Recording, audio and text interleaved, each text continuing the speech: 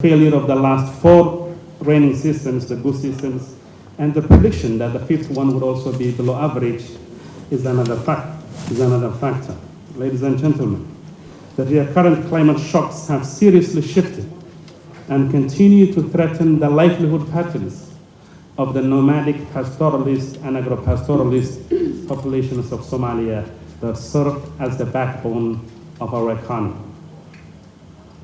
Ladies and gentlemen, the absence of significant mitigation strategies in the form of environmental preservation programs, social safety nets, and the management of water supply and food systems exposes the majority of the society to climate shocks-induced vulnerabilities. As is the case, it is observed that the traditional adaptation and coping mechanisms have also taken a toll, and they seem to have reached their limits. While the long-term and durable solutions of this recurring disaster is addressed in the National Development Plan and the government's programs, the reality is that we have a staggering 8 million people and over 17 million livestock whose lives are threatened by the current drought. That is the situation we're in now. Ladies and gentlemen, as you all are aware of, another root cause and a driving factor of the drought is the insecurity and the heightened conflicts in various parts of Somalia. Particularly the war against Al-Shabaab and other terrorist groups. Our government has vowed to free our people from the shackles of these extremist groups who impose inhumane exploitative measures on people, forcing them to forego their livelihoods and migrate to metropolitan cities as IDPs. It's worth mentioning that these people who find themselves to be IDPs today are from some of the most productive parts of Somalia, either in the rail-fed irrigation lands of Bayan Bakol or other parts of the country. Ladies and gentlemen, as we speak, local communities who are uprising against Al-Shabaab's harsh measures and the Somali National Army, the federal security institutions and personnel are waging a war against Al-Shabaab in various fronts. And as of now, they have taken vast areas of land from Hiran to Galgudud, from Jubaland to southwest state of Somalia. As you can all understand, considering the duration during which these people were under siege, it is only reasonable to expect that there is a need for stabilization programs and aid delivery to the newly displaced people. Ladies and gentlemen, those are the root causes and the drivers of the conflict. Of course, the lack of purchasing power and various other societal and economic factors contribute to the people that are in need of response and assistance now. So on the response front, the government has taken various steps. The President has appointed a special envoy who has been tirelessly working on addressing issues of concern here. Last night, I was on the phone with him. He's in America talking to the Somali communities and trying to raise funds among the Somali communities in the diaspora. Although the occurring droughts and conflicts have put a burden on them, but we still continue to receive significant amounts from the diaspora. Ladies and gentlemen, the Prime Minister, when he formed the cabinet, has established a particular ministry to deal with the root causes. That is the environmental ministry, Ministry of Climate Change and Adaptation, has been formed, and we have the state minister present here with us. In addition to that, we have also reinstated the Somali Disaster Management Agency, whose representatives and leadership are present with us here today, and they will be dealing with the implementation of the response. In addition to that, there is an interministerial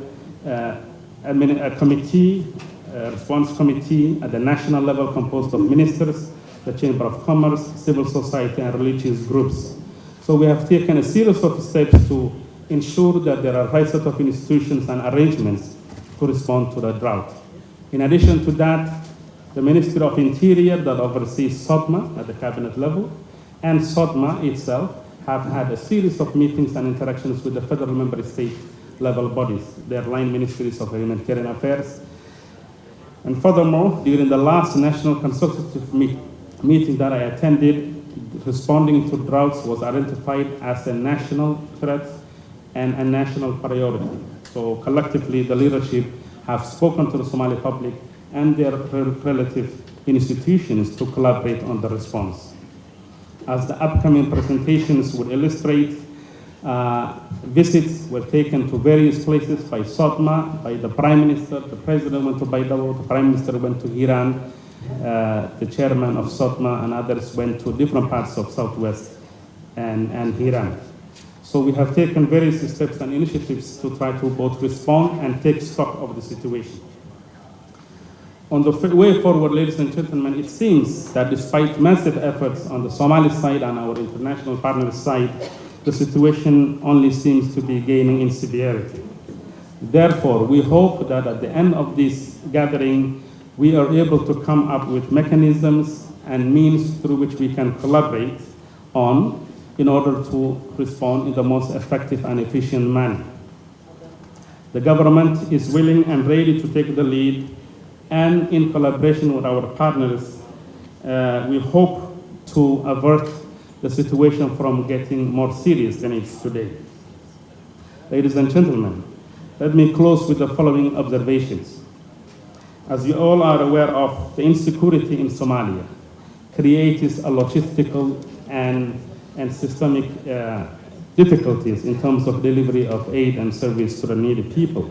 Therefore, any intervention plan that we are going to put in place must take this into factor. For instance, if we bring food and other items to ports, we must factor in how do we transport them to the actual localities. Furthermore, it is, of course, well-known fact that there has been increase in the amount of pledges that have been now received and the resource available to us. Therefore, we must take stock of how are we actually responding and what are we doing in the most severely hit places like Burhakabo and Baydhabo and other 11 or so more districts that fall into similar categories and localities. So we must have a collaborative approach to the response. The essence of this meeting is to ensure that the processes are streamlined, that red tape is not a problem, and that there are no overlaps or some of these communities do not fall between the gaps. It will be a more interactive exchange of ideas. bishaaro shirkadda isgaarsiinta Somtel waxay ugu bishaaraynaysaa macaamiisheeda sharafta leh inay u soo kordhisay xirmooyinka adeega dhamays Plus. waa xirmooyin mobile internet unlimited oo aad u qiimo jaban kuwaas oo shirkaddu ay ugu talagashay macaamiisha shirkadda isgaarsiinta Somtel. macaamiil ku shuba $5 oo hel data internet iyo ku hadal aan ka dhamaanaynin muddo 7 ah. sidoo kale macaamiil ku shuba $15 oo hel data internet iyo ku hadal aan ka dhamaanaynin muddo bil ah. macaamiil ku dooro xirmooyinka adeega dhamays Plus xawaare sare oo aan xaddi lahayn. macaamiil uga shuba xirmooyinka adeega dhamays Plus adeega idahab code numberka xidig 114 gees adeega idahab reseller code numberka xidig 304 gees. ugu dambeyntii waxaad bedelan kartaa airtime-ka kuugu jira adigoo garaacaya code numberka xidig 204 gees. macaamiil xirmooyinka adeega dhamays Plus nafsadaada ku soor.